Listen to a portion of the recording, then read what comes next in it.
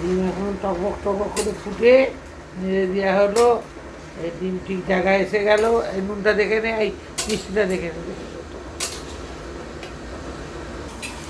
টক টকবক টকবক ফুটছে। এবার লাস্ট ফিনিশিং সর্ষের তেল ছড়িয়ে দিচ্ছি। একটু উপরে সর্ষের তেল ছড়িয়ে দেওয়া হচ্ছে। তারপরে এবার টক রেডি। এবার গরম গরম ভাতে টক মোটামুটি ডিমগুলো তুলে তুলে দেখা। এই ডিমের টক হয়ে গেল, মাছের ডিমের টক।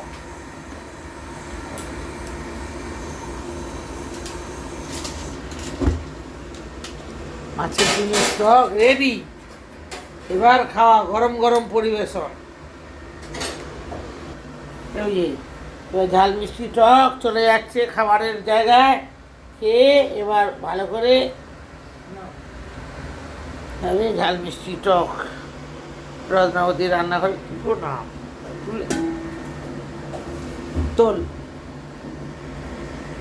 যাচ্ছে। এবার রান্নাঘর থেকে চলে যাচ্ছে খাবার ঘরে। যাও ভালো করে খেয়ে শ্যুট করবে। কেমন হলো খেয়ে বলবে।